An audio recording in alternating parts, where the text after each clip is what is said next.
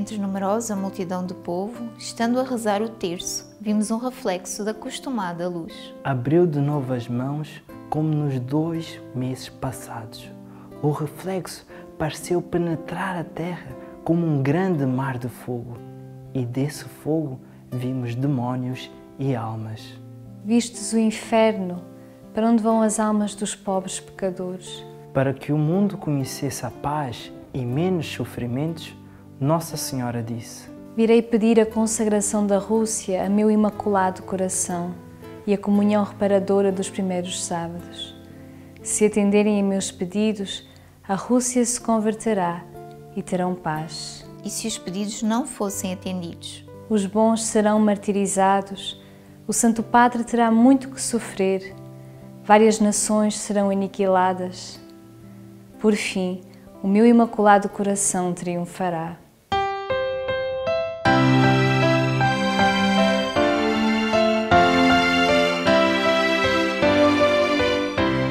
Olá, este é o terceiro programa da série Mensagem de Fátima e nós hoje vamos falar sobre a terceira aparição de Fátima, no dia 13 de julho de 2017.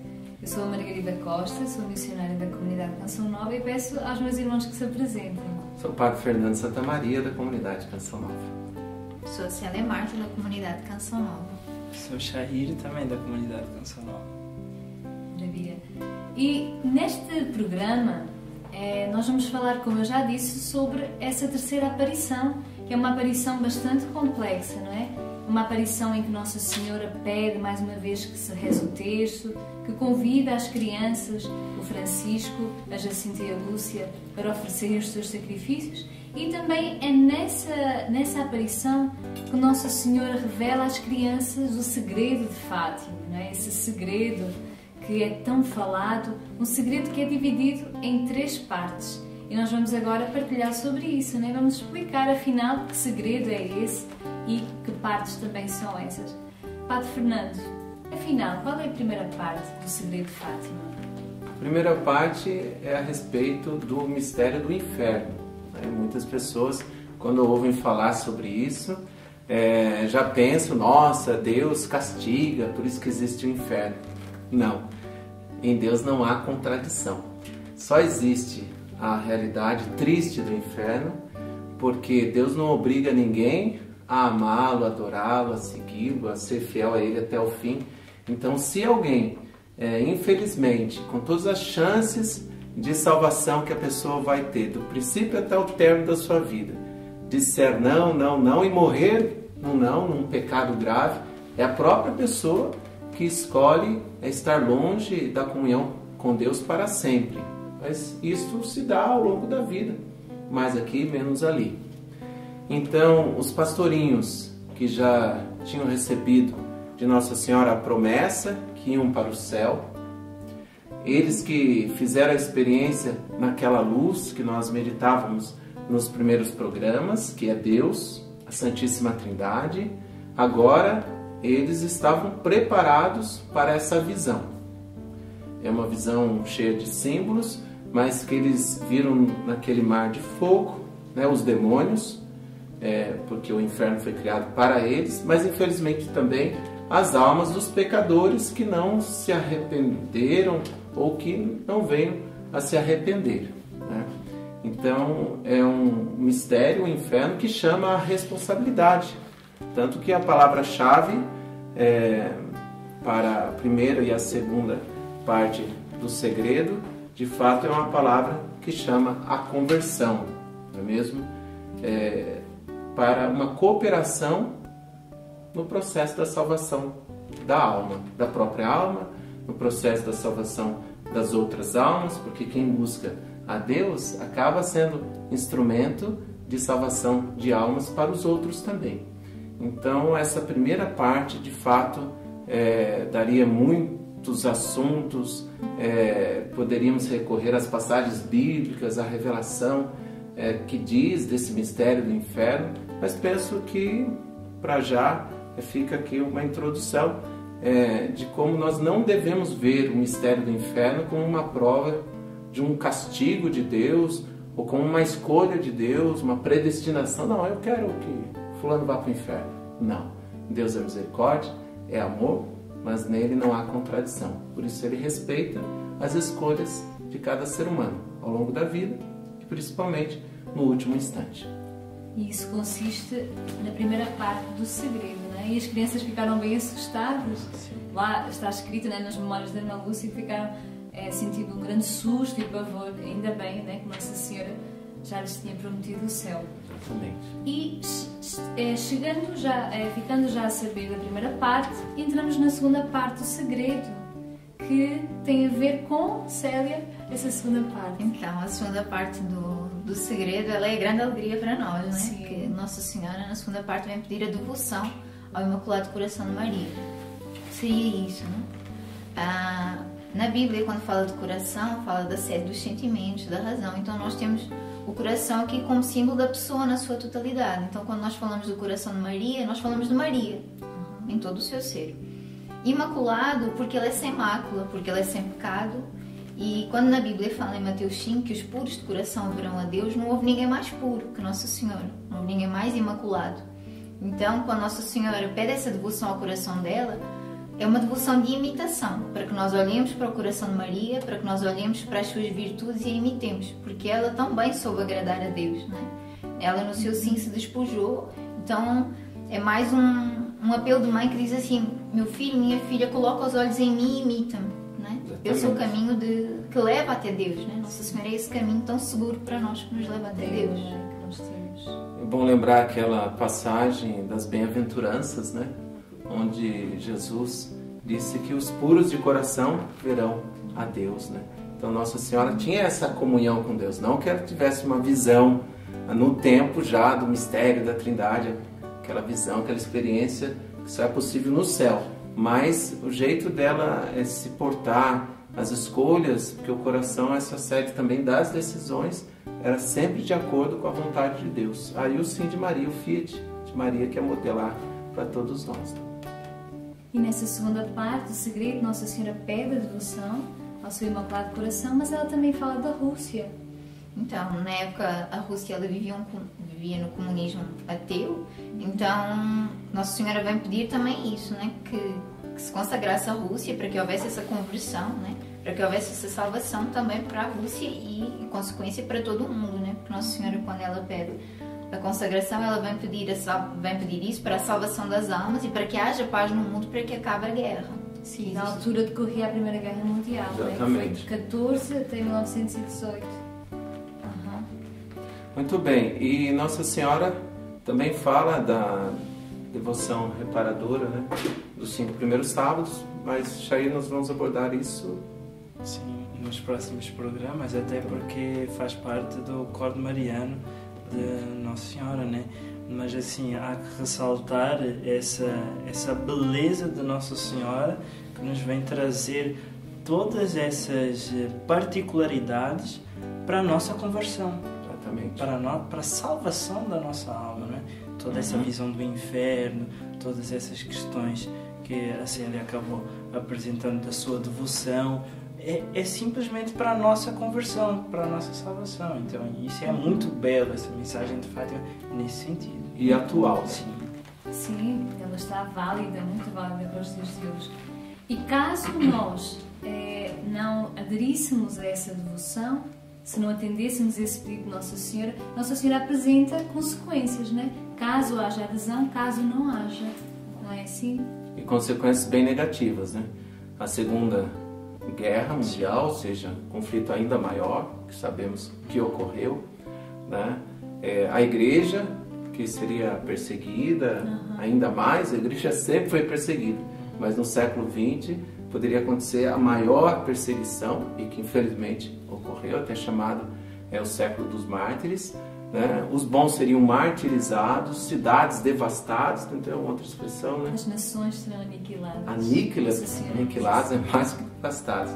Então Nossa Senhora tudo pôde falar sobre isso, não como uma vontade de Deus, não, Deus não quer destruição, devastação, mas como uma consequência das más escolhas do ser humano. Por isso que as partes da mensagem de Fátima acabam se interligando. São diferentes, né, mas se complementam. Na primeira parte do segredo, nós falamos sobre o inferno, a visão do inferno. E na segunda parte do segredo, no finalzinho, Nossa Senhora faz uma linda promessa para nós, não é, Célia? Sim, por fim, o meu Imaculado Coração triunfará. Isso é muito importante, porque aponta o principal, o essencial desse segredo, que é apontar para Nossa Senhora com esse modelo de um sim que vence o mal. Até então, antes do mistério da encarnação, que foi possível porque Nossa Senhora abriu o coração, disse o sim a Deus, o mal como que tinha a última palavra. Mas pelo mistério da salvação, agora se percebe, a mensagem de Fátima ressalta que o mal neste mundo, as escolhas más, com as consequências terríveis, não tem a última palavra. O bem sempre vence o mal. Por fim, meu coração imaculado triunfará, diz dessa promessa, onde Deus realmente salva e triunfa sobre o mal. Temos medos? Temos. Vemos tantos acontecimentos, não é mesmo? Terríveis. Temos medo de uma terceira grande guerra? Temos, e é possível. Mas a mensagem de Fátima nos forma para essa esperança do jeito de Maria. Uma promessa consoladora, né? Por fim, o Imaculado Coração triunfará. Vamos então para a terceira parte do segredo, né? Afinal, qual é essa terceira parte, a última parte do segredo de Fátima? Segundo o comentário teológico dos símbolos presentes na terceira parte do segredo de Fátima, ensinou o então cardeal Ratzinger, Bento XVI. O sentido da visão não é, portanto, o de mostrar um filme sobre o futuro, já fixo irremediavelmente, mas exatamente o contrário. O seu sentido é mobilizar as forças da mudança em bem. O anjo com a espada de fogo, à esquerda da Mãe de Deus, lembra imagens análogas do Apocalipse. A espada do anjo. A possibilidade de que este acabe reduzido a cinzas no mar de chamas, hoje já não aparece de forma alguma como pura fantasia. O próprio homem preparou com suas invenções a espada de fogo. O brilho da Mãe de Deus. A visão mostra a força que se contrapõe ao poder da destruição, o brilho da Mãe de Deus, e de algum modo proveniente do mesmo, o apelo à penitência. Deste modo, é sublinhada a importância da liberdade do homem. O futuro não está de forma alguma determinado imutavelmente. A montanha e a cidade. Montanha íngreme, uma grande cidade meio em ruínas e, finalmente, uma grande cruz de troncos toscos. A montanha e a cidade simbolizam o lugar da história humana, a história como árdua subida para o alto, a história como lugar da criatividade e convivência humana e, simultaneamente, de destruições pelas quais o homem aniquila a obra do seu próprio trabalho. A cidade pode ser lugar de comunhão e progresso, mas também lugar do perigo e da ameaça mais extrema. Os dois anjos. Anjos recolhem sob os braços da cruz o sangue dos mártires e com ele regam as almas que se aproximam de Deus. O sangue de Cristo e o sangue dos mártires são vistos aqui juntos. O sangue dos mártires escorre dos braços da cruz. O seu martírio realiza solidariamente com a paixão de Cristo, identificando-se com ela. A cruz. No cimo da montanha está a cruz, meta e ponto de orientação da história. Na cruz, a destruição é transformada em salvação. Ergue-se como sinal da miséria da história e como promessa para a mesma. E essa terceira parte, com todo o simbolismo, que pode avançar no tempo, mas traduz muito o século dos mártires, que foi o século XX. Imagine que somando, segundo estudos mesmo, pesquisas, somando o número de cristãos martirizados ao longo dos 19 séculos, somando tudo isso, o século XX ainda é maior. De fato, é um mistério. Ali em 1917, eles terem essa visão de uma realidade que poderia acontecer como foi bem colocado, porque desde o princípio nós estamos dando elementos para que se perceba que não foi uma fotografia do futuro e nenhuma filmagem do futuro que estava diante deles, né? E sim de uma possibilidade que infelizmente ocorreu e que até o Papa São João Paulo II se identificou, né, Margarida? É isso mesmo. No ano de 81, o Papa João Paulo II foi alvejado, precisamente no dia 13 de maio, lá em Roma, na Praça de São Pedro. E ele então, entrando em contacto com esses escritos que a irmã Lúcia tão bem guardou em segredo, nem reserva, como Nossa Senhora havia pedido lá em 1917, o Papa João Paulo II, ao ler, ele se identificou: sou eu. E é bonito que ele levou a bala com que ele foi alvejado lá para Fátima, né? Enviou para Fátima, e essa bala está lá na coroa da imagem de Nossa Senhora. Por decisão do bispo, coube bem certinho, foi colocado na coroa. E nós podemos, quem for a Fátima, você, quando for a Fátima, com a graça de Deus, não se já foi, lá se vê a bala desse atentado que foi tirada, não é, do corpo do Papa João Paulo II. É muito bonito, é uma visão muito forte, não é? E poder perceber que esta visão, né, profética, apocalíptica, envolve não só o Papa São João Paulo II, mas os vários papas do século XX. Poderíamos dizer muitas coisas, né, Sim. Margarida? Sim, e podemos até deixar a dica, né? Porque não ler o comentário que o cardeal Ratzinger, o Papa, nosso Papa emérito, Papa Bento XVI, escreveu. Ele fez uma interpretação sobre essa terceira parte do segredo de Fátima, essa visão tão forte. Muito para dizer sobre o segredo de Fátima, não é? Que está presente nesse livro, que é sempre bom indicar, né?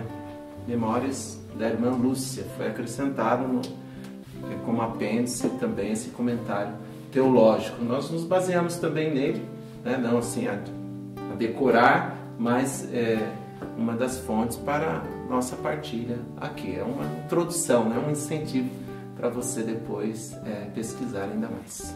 Mas afinal, uma mensagem tão forte, né? Um segredo tão forte, com 3 partes, qual é o sumo? Qual é o centro desse segredo? Qual é a mensagem que Nossa Senhora nos deixa hoje, né? Que está valendo ainda hoje? Em primeiro lugar, nós podemos levar como a vida da oração, como caminho para a salvação das almas. Nós também podemos nos debater bastante naquilo que o próprio anjo veio pedir nessa terceira parte do segredo, que foi a penitência. Nossa Senhora vem nos dizer que se a gente nos penitenciarmos, o rumo da história pode ser modificado. E essa penitência, que inclui a vida de oração, nos leva para um caminho de conversão, ou seja, imitarmos Nossa Senhora. Depois de Cristo, é o nosso maior modelo de vivência do Evangelho. Para isso é um convite que a mensagem de Fátima nos faz a uma constante e diária conversão.